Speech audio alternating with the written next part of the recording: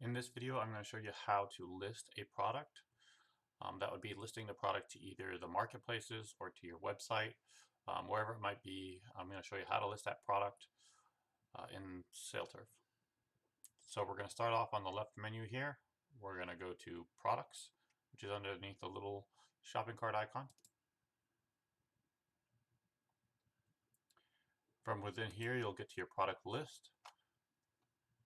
Under the product list, there's a couple ways that you can add a new product. You can either duplicate an existing product by copying it here. So if you hover over a product, you'll see this little copy sign on the left here. That'll allow you to copy the product that you're selecting. So in this case here, if we had a product that was very similar to one of these items and we wanted to just kind of duplicate it to save us some time, duplicating the product will duplicate its category selection, all of its product information, including images and things like that. So you'll be able to quickly edit out just some of the information rather than having to, select new categories and everything if you're doing it from scratch. If you're doing it from scratch and you just want a brand new product that, unlike any of the other products, you would go to the plus sign on the top right. You'll click Add New. It's going to load up the product page. And here is where you're going to put all of your information. So this here is just going to be an example product. So I'm just going to say this is my test product. And in the description, because I'm not actually going to sell this, I'm going to say not for sale. And you can put whatever description you want in here. You can actually, there's options on the top here where you can do things like do a tabbed list. Maybe you want to do a tabbed list, you can click the little tab list button. If you want to do a numbered list, you can click the numbered button and you can list a few different things there if you needed to.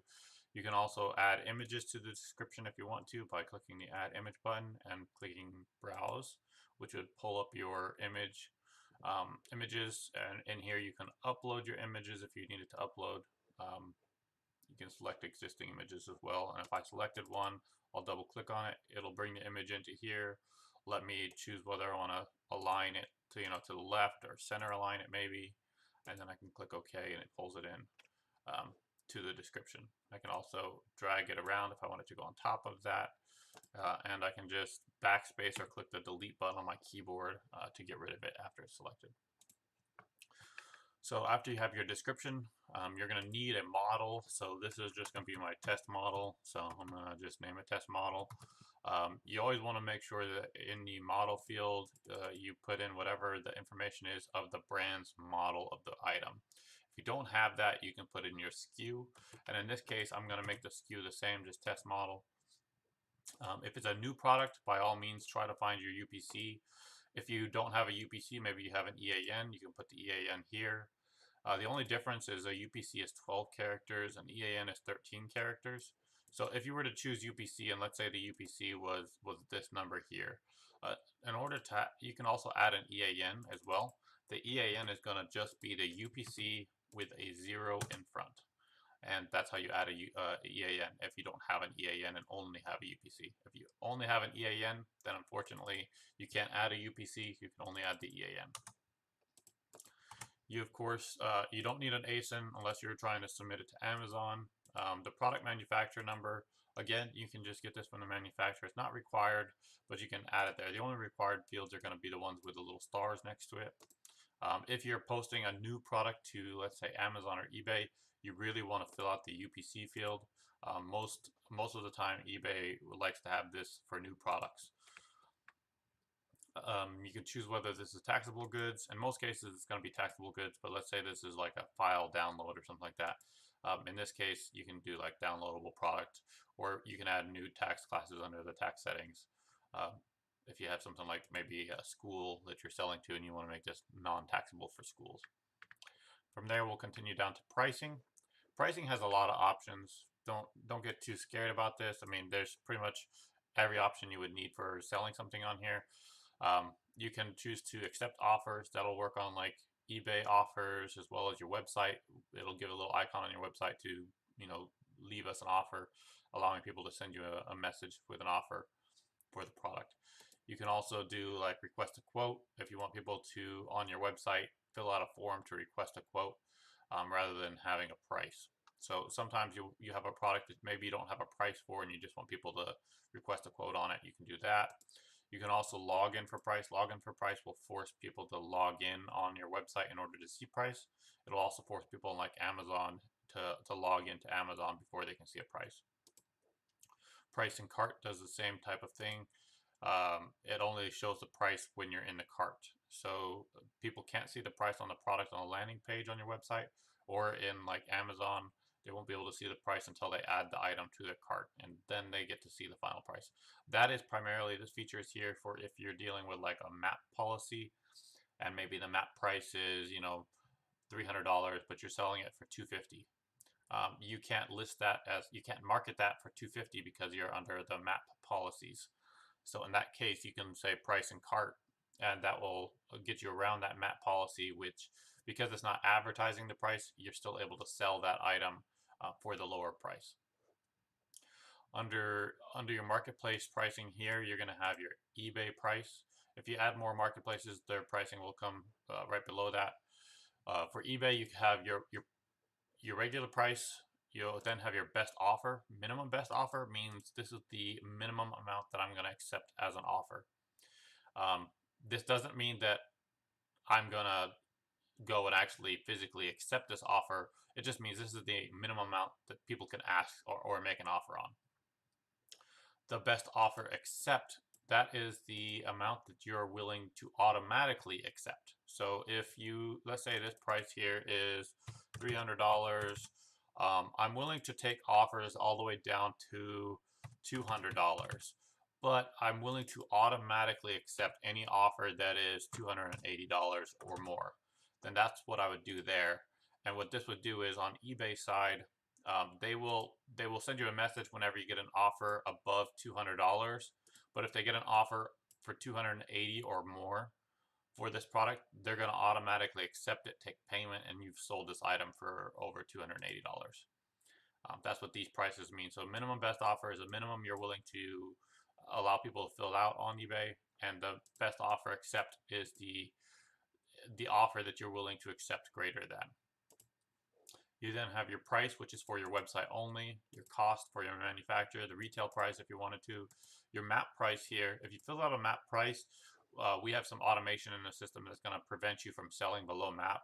So it'll start giving you errors if you try to sell below map without specifically telling it to go around this map price. Drop shippable price is if you're wanting somebody else to be allowed to drop ship your item. There is an option later on that you can select to allow other retailers to ship your items out for you by saying, basically allow them to sell it for you and you ship it for them. And this would be the price that you're willing to sell it to other retailers. If you have this item going on sale, let's say it's currently $300, and on eBay, I want to say on eBay, I want to sell this for actually $295. You can fill out that and say on eBay, the price is now going to be $295. Or I can actually do a discount, and I can say I'm going to discount it on eBay by 5%. And that will drop the price to $285. And you can put a start date on this and an end date, and to say, oh, this is going to start today, but I'm only going to let this offer go till the end of this month.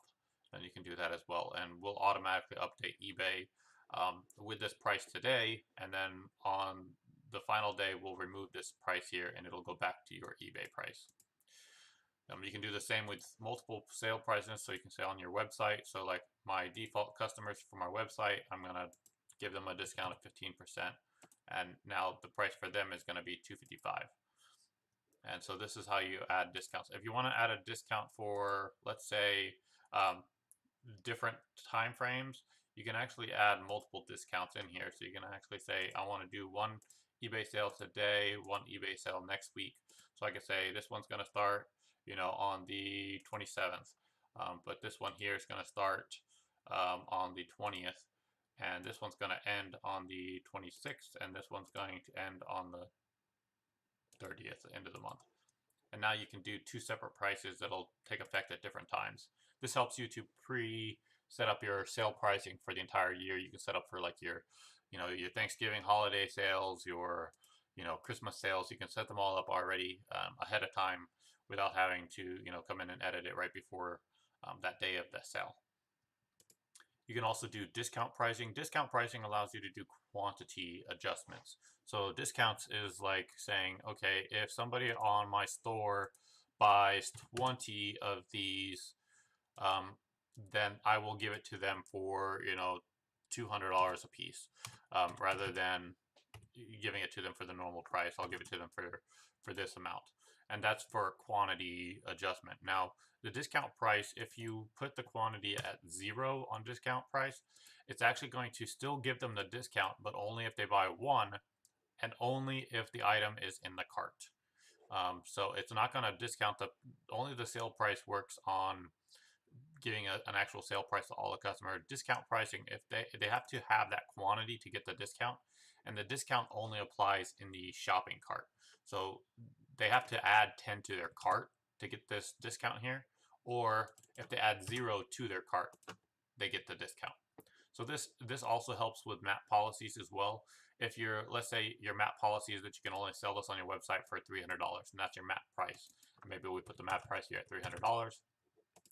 Well, then you can still put a discount price on here for $200, and when the customer tries to buy that $300 item, it's going to automatically say, hey, your item's been discounted. It's now $200. It really can help you sell that item on your website, because when they see that discount in the cart, they're already getting to the shopping cart, so that just gives them a better incentive to buy now because they see they have that discount. And they don't know that that discount is going to be applied next time they come to buy it. So it's best to just, buy it now. So there's your incentive and reason to buy now. You then, down below, you have quantities. Under here, you can set your quantity for how many you have in stock. So let's say I had 2,000 of these in stock. I can set the quantity for 2,000. You can see total quantity is now 2,000. You'll also have max visible quantity. The max visible quantity, if you hover over, it gives you a little information about it. Basically, this helps limit the quantity shown on the marketplace. So if you're selling this on eBay, you may not want to tell people you have 2,000 in stock. But eBay is going to tell people you have 2,000 in stock if you just have a quantity of 2,000. So we allow you to do a minimum visible quantity, and we can say, okay, well, we want this to be 3. 3 minimum visible quantity means that we're only going to show on eBay that there's 3 in stock. You have 2,000, but eBay thinks you have 3. So they're going to automatically show that you have 3, and it's going to sell. And when it sells 1, it's going to go down to 2. And when it sells another one, it's going to go up down to 1. And when it sells down to 0, we're going to reset that to 3 automatically, because the quantity here is going to adjust as well. It's going to go down to, 999, 988, and then 997, and then it's going to go to 990. When it gets to 997, this is going to readjust to 3, and this quantity here is going to stay the same. So it's going to just add to this quantity when it can. So it's really great if you're trying to sell things on like eBay and you don't want people to know how many you have. You can put a max visible quantity. Then you're going to select a category and a manufacturer. So on the manufacturer, we're just going to say this is a my manufacturer. And under categories, you can either select from the drop-down menu right here. This little menu here allows you to, you can go and say this is a base. And if you select base, it's going to give you other options. You can say this is an electric base, and this is a 4-string. And it's going to add all those categories. Or you can also select it by just going in here and typing in base, and it's going to start bringing you up options, and you can say this is a base, and this is a, you can say 4-string, or sorry, electric 4-string base. And you can just you can add the options as well for the categories just by selecting them from the drop down as you type it in, or you can just find it and select it. So the categories will be mapped to the marketplaces. So if you choose a category in here, try to choose as many as you can. It's always best to choose all the options that match. And then we'll map that category to eBay as well. So if you choose this as an electric bass, we're going to look for the bass guitar category in eBay, but we're also going to look for the electric bass guitar category in eBay and map this product to those categories if we can. If you have a category that's selected that can't be mapped or isn't mapped to eBay, you're going to get a warning when you're done if you try to post this to eBay. Under the dimensions, this is just where you're going to put the box size of the package, because this is for the package, not the actual item. So you're not going to put like the length of the item itself. You're going to put how big the box is that it's going in. You're also going to put whether or not, the weight is like maybe it's 38 pounds. You know, um, you really want to include the weight if you're doing any kind of like shipping calculations. eBay does a lot of shipping calculations where it'll calculate the shipping for you. And in that case, you really want to have the weight because that's what they're going to calculate it off. You don't necessarily need the length and the width and the height of the box, but you definitely want to have weight. After you're done with that, you can scroll on up and you can click on the next tab, which is Marketplaces. Under Marketplaces, you're going to have your title. This is your website title. It is going to be required. So again, this is just a test product, so I'm just going to use a test product title on it. You don't really need a description or meta tags if you don't want to. Meta tag keywords are just going to be like, oh, this is a guitar. Um, I can do that if I want to. You don't necessarily have to. It will help on your eBay rankings and your search results in eBay, as well as your search results on Google Shopping and Google itself. And the reason that is because like your keywords, we're going to try and feed some of that data to like eBay as keywords for eBay, and for your like your meta tag description, we're going to put that on your website for Google to be able to see that. Then of course you have your condition. This is for your website, of course, because we're under the website tab. So the condition here would only reflect on your website side. So we're going to say, okay, this is a used item. Your out of stock status, that would be, do you want this to actually appear out of stock on your website when it sells out? Maybe you want to just show a notice that says it's available in 2 to 3 days. Your out of stock status is the status that it's going to display. So it's either 2 to 3 days. If it's discontinued, it says hide from search, which means it's no longer going to be available on your website. Nobody's going to be able to search for it. It's going to be labeled as discontinued in our system. You can show in stock, which means even if this sells out, it's still going to show that it's in stock. But you only want to do that if you know that you're able to get that quantity relatively quickly, or if that's an item that you manufacture yourself. Then you have out of stock, which will just display on your website it's out of stock, but people can still search for it. They can find it on your website. It's just going to show that it's out of stock. Then you have out of stock hide from search. That means that this item's still going to show in your back end search.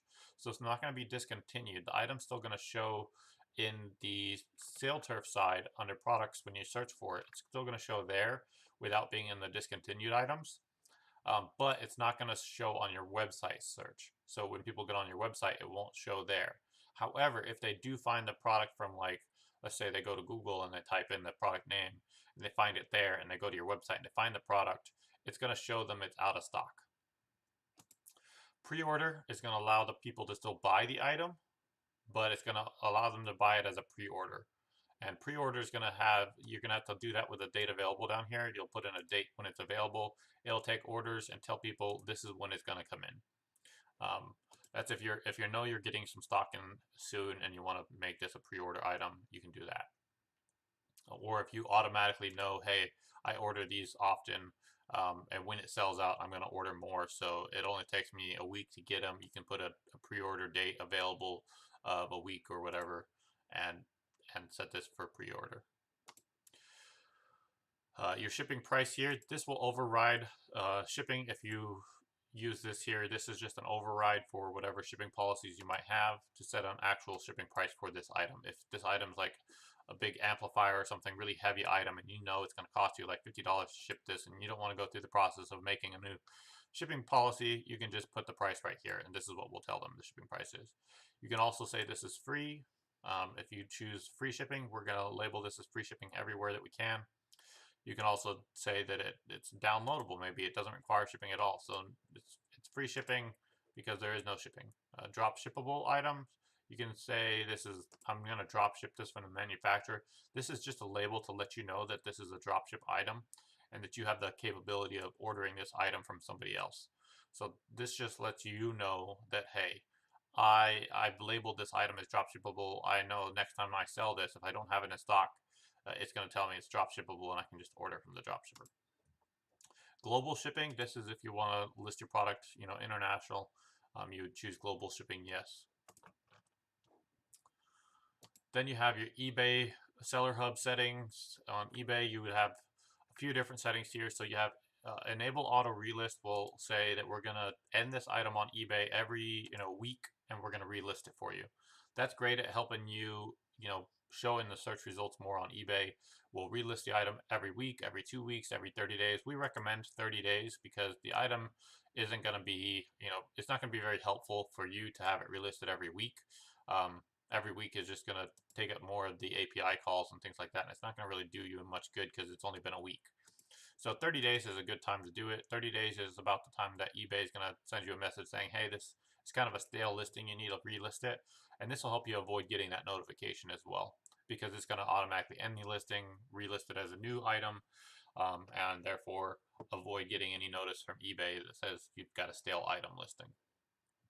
Templates, if you have a template set up, we gave you a default template already, but if you don't have a template and you want to make a template, you can go to your settings, and you can actually go to your eBay settings and create a template. Actually, I believe it's under product settings and then eBay, and then eBay templates right there. So you can go there if you want to make a template. And a template is basically your description template. So it just helps you do things like add slideshows and have like extra content and really nice graphics maybe, or images in your actual product description, rather than just having your normal description that you would have over here. You can use an eBay template and design out a specific one, which will be able to pull in your description from here and place it into that template. You then have a condition for eBay. You of course have other options in eBay conditions rather than just like new and used. You have like new other. If this is like, it is a new item, but maybe it's open boxed, you could say it's new other, because the box is open. Technically it's new, but you had to open the box for some reason, or maybe it went on display and you took it off display. You can label it as like new other, or new, new with defects. New with defects, you would want to put in whatever defects it has. That's if you get like a B stock item from a manufacturer, you can do new with defects. You then have your shipping profiles. Again, if you wanted to edit shipping profiles, you can go to your settings and you can go to shipping, and then you have eBay profiles here, and that'll allow you to edit your shipping and return profiles from within there. Right now, these are the profiles that are here. So we can say this is, $20 shipping on this item on eBay, and I'm using my 30-day return policy. And then the listing type is always going to be fixed item price. That's the only option we have right now. It's fixed item. You don't have like a price difference on there. We manage the pricing based on the pricing on the general tab. Listing duration, we use good till canceled. Only good till canceled, and the reason is because we actually hold all the automation for that in our system. So there's no reason to do anything other than good till canceled, because our system's going to cancel it if you make changes, and our system's going to cancel it if it needs to be canceled for any reason. Like if it sells out on your website, we'll still cancel it on eBay. So the good till canceled is what we use here. Of course, you can charge taxes. We recommend charging taxes regardless of if you normally charge taxes or not. We recommend that just so you don't get any kind of tax violation selling to other states that require you to charge taxes. Of course, you can choose require immediate payment from buy it now if you want to. You don't have to. You can let people buy it and then keep it in their cart basically, and then pay for it with like a check or something and wait for that check to come in. You can also do label product as downloadable content if this is like a record maybe that's online, maybe like a CD, a downloadable CD or something, or like MP3 or something. You could label this as a downloadable product and still be able to list it to eBay. Then you're going to go to your images. From here, you have several ways of getting images on here. You can drag them into here from your computer. So if you have the image on your computer, you can drag them here. Let's say you took the images with your phone. You would just, send those images to your computer via like email, or like just text them to somebody who can do it for you or something. You just put them on your computer, and then you can just drag them over to here, and this will upload them. You can also, if you're, maybe this is a brand new item you're listing and you just want to go grab the image from the manufacturer itself, or maybe there's a website that has that image and you're like, hey, I like that image of the product. You can grab that image and you can use the link here and just paste the link in right here, and click OK to import the image. You can also use the upload. If you don't want to just drag and drop it in there, you can do upload. And if you click on upload, it's going to just let you choose it from your computer. You can also click on server here, and if you choose server, it's going to pull up your menu with all of your file storage with all of your images in it. From in here, you can upload new images. You can also drag and drop images anywhere in this box here. So if you like are in this and you want to put a new image in here, you can do that. This just allows you to kind of manage your files a little bit better, so you can actually, like on your computer, you would do the same thing. You can maybe like here's a brand, so we know this is the brand, so you can actually kind of categorize your images so you can keep track of them a little bit better. This also helps with like files as well, so you can actually come in here and upload, like maybe you have a PDF file of the product that you're wanting to upload, you can upload it here as well. And for PDF files and things like that, you would go to your Files tab. So under the Files tab, you would just select here. Again, you would just click on the little button here to get to your file manager. Like I said, you can upload your file, choose that file, and it'll place it in here for you. And it'll give it a little icon for whatever the file type is. If it's like a PDF, it's going to give a PDF icon. If it's like a CSV file, it's going to give a little CSV icon. To let you do that. You can also, again, you can use a URL here as well. If you have a URL you want to import it from, you can view the file. You can also delete it from here if you've already selected one, or use the import tool to just go in and find it in your file settings. You have links. Under links is where you'll do things like add-on products. If you're wanting people to, maybe they're buying a guitar and you want to allow people to also buy some strings to go with that, you would add the strings in here and say, okay, this is going to be my add-on product for this guitar that I'm selling. Filters are going to be things like, you'll build out your filters under product settings again. Under product settings, you'll have a tab here for filters. Filters are things like, basically they're pretty much like tags for the product. So you can say a filter could be like a color, a filter could be, you could have a filter that's like pick size, or like maybe I have a a filter that's like what kind of neck does this item have. Maybe this is a guitar and the neck is like a V neck or something like that. You can add a filter for neck, and you can add a filter for V. You can add a sub filter that's V neck, or round, or whatever the neck type is, and that would allow people to filter this item on your website by the filters you select. So if you have a filter, you would put the filters in there, and you could allow people to select by those when they're searching your website. This filter would appear, and they could choose it to kind of narrow down their search on your website. It's really great to help people buy stuff on your website, to give them filters. But right now there's no filters in place, so you'd have to create all the filters you want, and then apply them to your products. If this is a downloadable product, this is where you would upload your download product content. So in here you would have your downloads. You actually import the download files under downloads here. So you go to products, downloads, you'd import all the files that you want people to be able to download, and then from here you would select that download. Related products, if this is like a guitar and you want to show some related guitars, you would just select them here. And all you do is you just search for the item and you select it. If you want to remove it, you just click the little arrow beside it. Location, this would be like location in your warehouse. If you know that this is like on aisle 2 or row 3 or something like that, you could just put in that location here. This just helps you find it faster the next time you need to look for this item. The minimum quantity this here would be for if you're wanting to say, I only am allowing people to buy 10 or more of this item, you put minimum quantity here. I'm going to require you to buy 10 or more. We are going to be moving this minimum quantity to your pricing section. Currently it's under links, but this is going to be moving to the quantities under the general tab soon. Your sort order, this again, this is just if maybe you want this to appear first in the search results when people search for your item on your website. This only applies to your website, and this would be the sort order of if this is number 1 in the search results, or number 2, or number 3. Sort order, most people don't need this because people are going to be searching using your search bar, and they're not really going to need this, but we gave this as an option for those who really want to get dynamic with their product data, and really you would be able to like set all of your products to like 100 and then define which one shows first by just putting it at 1. So track stock, this is whether or not this item actually is going to track the stock or not. If you have this to no, we're not going to track your inventory. We're just going to say if you have 1,000 in stock, you're always going to have 1,000 in stock. And this works for people who have a product that they just don't want to track their inventory. They really don't care to track their inventory. They're just wanting to just show it always in stock. Maybe it's a downloadable content and you always have, that downloadable file, and you're not going to really track the downloads quantity because you have unlimited. All you got to do is copy it and send it to them. Well, in that case, you would put track stock as no.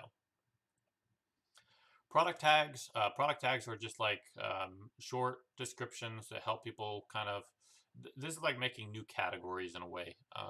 If you put a product tag in here, if this is a guitar, you could put this is a product tag could be like humbucker, or humbucker guitar or something like that. Something to give people another option to search for this product by.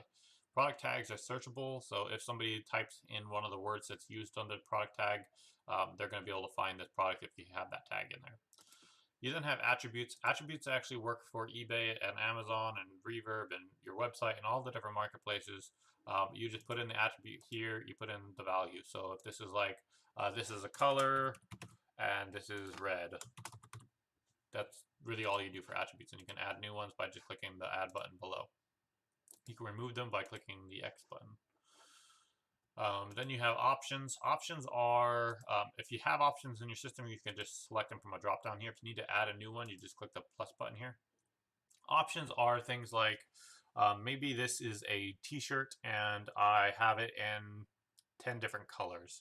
You could do an option, and then you could come in here and say, this is my option is color, and the values I have in stock are red, and then I also have a blue one. And if I have a picture of the blue one and the red one, you can upload the pictures here. And this gives you the ability to add these as options. So you would say color, and then red and blue.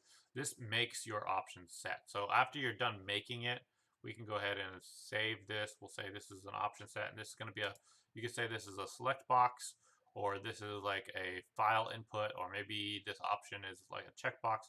And this, we're going to do a drop down, which is a select box.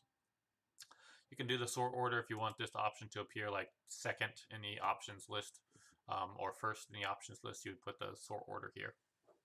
The same with sort order over here is if you want red to appear first, you would go 1, and then you want blue to appear second, you put 2. Then you save this, and when you save it, all of a sudden the option comes up here. Now you have required, yes or no. If this option is required, they won't be able to add it to their cart until they fill it out or select an option. Then you have option value that appears here. From here, you'll add the option value. So we know we have blue, we know we have red. So we'll go on the blue one. We're going to say we have 5 of those in stock. I have 2 of the red ones. I'm going to subtract stock on both of these. The blue one costs $2 more. So plus $2, and the red one costs $5 more. Now, because these are options, you could have technically separate weights as well. And we can say this one weighs 20 pounds. And this one here weighs only 15 pounds. And that's how you do options. And after you have options, you can just select here, and the drop down will appear for the option the next time. If you want to select it, rather than having to create a new one, you would just select the option. You don't want to create 2 of the same types of options. You always want your options to be, just for this, specific option set. You would edit this option in product settings. If you're wanting to like add more colors to it, you just go to product settings options here, and you could add more color options if you add more than just red and blue. You don't want to really go and make another option set of color again, because then when you come in here and you choose color, you're not going to know what color one you're choosing. So the best thing is to just edit the option if you're wanting to add to it. Purchase protection is similar to options. You can come in here. There's warranties and stuff in here, and you can actually just create a warranty, and people can choose the plan that you have selected. So if you wanted to do like a 2-year replacement plan or something like that, you could go into your warranties, create a 2-year replacement warranty, and then come in here and actually put in that 2-year replacement warranty. Reoccurring would be if this is a subscribed product. Reoccurring would be, you could set up reoccurring profiles under your product settings again, in reoccurring profiles here. Reoccurring would be if you're selling maybe like a box of goodies. Maybe you're doing like a box of strings, and maybe some fresh picks and some cleaning cloths and some like cleaning solution or something like that. And you're making a little box that says, hey, every 30 days or 60 days, we're going to send you another box of strings, cleaning cloths, and cleaning material for your guitar. You can make that a product, make it a reoccurring product. They would buy this product and subscribe to it, and every 30 or 60 days or whatever you set it up as would be when they get charged again for it. You get the new order for it, you send out another set of that box. Reward points, this is where you give people rewards if they buy something. So you can go in here, and this only gives you options for your stores. So like you can say, I have a preferred client, and all my preferred clients, I want to give them 200 points every time they buy this product, and they could save up points over time. And then under your general tab, under your pricing, you have points, which is how much you're willing to sell this for. So they earn 200 points for buying this product, but they can also buy this for 30,000 points, let's say. So when they get 30,000 points, they can buy this product from you. And that's how your point system works. So reward points is a good way to help your reoccurring customers, earn some points, be able to buy some more product from you and keep them coming back. Then you have design. This is only used if you're choosing to like have separate layouts for your products and stuff. You can like separate your products by brand, let's say, and you wanted to maybe have a Fender brand. Maybe you went into your design settings. You can go into design and layouts and create a custom layout for Fender guitars, let's say. And then if you were listing a product that's a Fender guitar, you would come in here and you'd choose that specific layout for that product, so that every single Fender guitar always has the same product layout. And maybe that product layout has like a banner that says Fender guitars on top on the product page. This is only for your website. This will only affect anything to do on your website. You then have Smart Ship here from SaleTurf. This is our shipping option. This is if you're wanting to use our built-in shipping software, similar to ShipStation, to ship all of your products out. You would just come in here and fill out your information as far as those shipping product information, for the shipping of this item, where you're shipping it to, the types of, the zone you're shipping it to, all of that stuff can be put in here, or shipping it from, I should say. And you can also go into your modules and look for, I'm sorry, not into your module. You go to your settings, your website settings for shipping under settings. And from there is where you would set up all of these shipping settings. So you can set up all these, preset them up in there. And then from in here, all you have to do is choose those settings that you've made. After that, that's all you have option-wise for adding products. If you're wanting to list this to a marketplace now, after you've done all of the product data, if you're wanting to add this to a marketplace, you just click Active Markets here, and you can add it to your website. You can say, this is going to go live on my website. I'm going to list this to Google Shopping. I'm also going to list this for eBay. You have drop shippable items here. This is, again, if you're wanting to drop ship this for other people, you could click, I'm going to allow other people to sell this, and that's what you'd click. And other people would be able to sell that, and they would sell it for the price that you have here but they would pay only the price that you put here. So if you put, I'm gonna allow other people to make some money on this. I'm gonna say my dropship price is $200. So let's say another website sells this product, they would pay $200 to you, but they would sell it for $300, making a little extra profit on their end, but you also get an extra sale. So that's great if you're like own the brand, or maybe you have good margins on it and you just want to allow other people to sell for you. You could, put it on there and give them a drop shippable price and let other people, other SaleTurf customers sell for you. And after you're done selecting your marketplaces, you would just click save. And that once you click save, it's going to just send you back to the menu and update it all for you. So all the marketplaces will update and your product will show in here as their test product. And that is how you upload a product to SaleTurf.